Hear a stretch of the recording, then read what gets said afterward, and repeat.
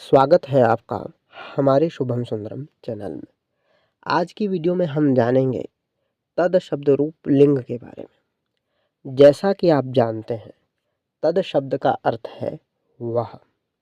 जैसे हिंदी में वह सर्वनाम शब्द है, वैसे ही संस्कृत में तद भी सर्वनाम शब्द है। लेकिन यह संस्कृत तद शब्द रूप तीनों लिंगों में अलग अलग चलता है, अर्थात पुल्लिंग, स्त्रीलिंग, नपुंसकलिंग तीनों लिंगों के लिए तद शब्द रूप तीनों लिंगों में अलग अलग प्रयोग होता है। इसलिए इस सर्वनाम तद शब्द के आपको तीनों लिंगों में शब्द रूप मिलेंगे। फिलहाल अभी हम यहाँ तद शब्द रूप पुल्लिंग में कैसे चलता है ये जानेंगे, और आप जानेंगे कि तद शब्द का प्रयोग उदाहरणों में किस प्रकार किया जाता है। तो आइए सबसे पहले इसका शब्द रूप देख लेते हैं। तो यह है इसका पुल्लिंग का तद शब्द रूप। इसका उच्चारण कुछ इस प्रकार से होता है। तद शब्द रूप हलंत पुल्लिंग शब्दः विभक्ति प्रथमा, द्वितीया, तृतीया, चतुर्थी, पंचमी, षष्ठी, सप्तमी, एकवचन, द्विवचन, बहुवचन। सह तौ ते, तं तौ तान्, तेन ताभ्यां तैः, तस्मै ताभ्यां तेभ्यः, तस्मात् ताभ्यां तेभ्यः, तस्य तयोः तेषां, तस्मिन् तयोः तेषु। तो इस प्रकार इसका उच्चारण करना चाहिए। तो आइए देखते हैं इसका प्रयोग कैसे होता है। जैसा कि आप यहाँ पर देख पा रहे हैं, प्रथमा विभक्ति के तीनों वचनों के रूप हैं सह, तौ, ते। तो वाक्य में इस प्रकार कुछ इनका प्रयोग होगा। जैसे कि एक वचन में सह बालकः अर्थात वह बालक, द्विवचन में तौ बालकौ अर्थात वे दोनों बालक, बहुवचन में ते बालकाः अर्थात वे सब बालक। तो ये थे प्रथमा विभक्ति के उदाहरण। अब द्वितीया विभक्ति के रूप हैं तं, तौ, तान्। इनका प्रयोग कुछ इस प्रकार से होगा। एक वचन में तं बालकम अर्थात उस बालक को, द्विवचन में तौ बालकौ अर्थात उन दोनों बालकों को, बहुवचन में तान बालकान अर्थात उन सब बालकों को। तो ये थे द्वितीया विभक्ति के उदाहरण। अब तृतीया विभक्ति के रूप हैं तेन, ताभ्यां, तैः।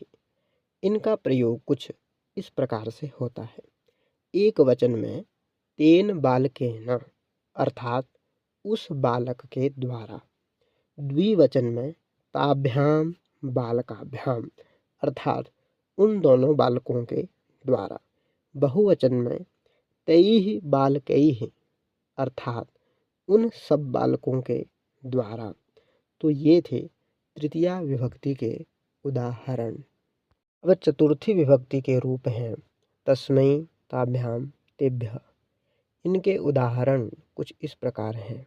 एक वचन में तस्मै बालकाय उस बालक के लिए, द्विवचन में ताभ्यां बालकाभ्यां अर्थात उन दोनों बालकों के लिए, बहुवचन में तेभ्यः बालकेभ्यः अर्थात उन सब बालकों के लिए। तो ये थे चतुर्थी विभक्ति के उदाहरण। अब पंचमी विभक्ति के रूप हैं तस्मात्, ताभ्यां, तेभ्यः। इनके उदाहरण कुछ इस प्रकार हैं। एक वचन में तस्मात् बालकात् अर्थात उस बालक से, द्विवचन में ताभ्यां बालकाभ्यां अर्थात उन दोनों बालकों से, बहुवचन में तेभ्यः बालकेभ्यः उन सब बालकों से। तो ये थे पंचमी विभक्ति के उदाहरण। अब षष्ठी विभक्ति के रूप हैं तस्य, तयोः, तेषां। इनके उदाहरण कुछ इस प्रकार हैं। एक वचन में तस्य बालकस्य अर्थात उस बालक का या उस बालक के या उस बालक की। यहाँ पर ध्यान रखें का के की यह तीनों ही संबंध कारक के चिन्ह हैं और तीनों में ही षष्ठी विभक्ति का प्रयोग होता है। तो आइए आगे बढ़ते हैं। द्विवचन में तयोहो बालकयोहो अर्थात उन दोनों बालकों का के या की। बहुवचन में तेषां बालकानां अर्थात उन सब बालकों का के या की। तो ये थे षष्ठी विभक्ति के उदाहरण। अब सप्तमी विभक्ति के रूप हैं तस्मिन् तयोः तेषु। इनके उदाहरण कुछ इस प्रकार हैं। एक वचन में तस्मिन् बालके अर्थात उस बालक में। ध्यान रखें यहाँ पर भी में पे पर ये तीनों ही अधिकरण कारक के चिन्ह हैं जिनमें सप्तमी विभक्ति का प्रयोग होता है। अर्थात किसी भी शब्द के साथ में या पे या पर जुड़ा हो तो उस शब्द में सप्तमी विभक्ति का प्रयोग होता है।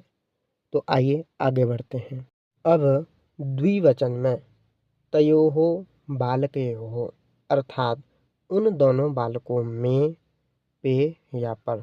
बहुवचन में तेषु बालकेषु अर्थात उन सब बालकों में पे या पर। ये थे सप्तमी विभक्ति के उदाहरण। तो यहाँ आपने तद शब्द के सातों विभक्तियों के रूप उदाहरण सहित जाने। और आप ये तो जानते ही हैं कि सर्वनाम शब्द रूपों में संबोधन नहीं होता। ये था तद शब्द रूप। और अगर आपको वीडियो अच्छी लगी हो तो लाइक करें और अगर आप चाहते हैं कि इसी प्रकार की वीडियो हमें मिलती रहें तो हमारे शुभम सुंदरम चैनल को सब्सक्राइब ज़रूर करें और अगली वीडियो की नोटिफिकेशन के लिए बेल आइकन को दबाना ना भूलें और साथ ही इस वीडियो को अपने मित्रों तक शेयर ज़रूर करें। और आपको वीडियो कैसी लगी अपनी राय कमेंट बॉक्स में ज़रूर बताएं और हमारे शुभम सुंदरम चैनल के साथ जुड़े रहें। अपना ध्यान रखें। मिलते हैं अगली वीडियो में। धन्यवाद। नमो नमः।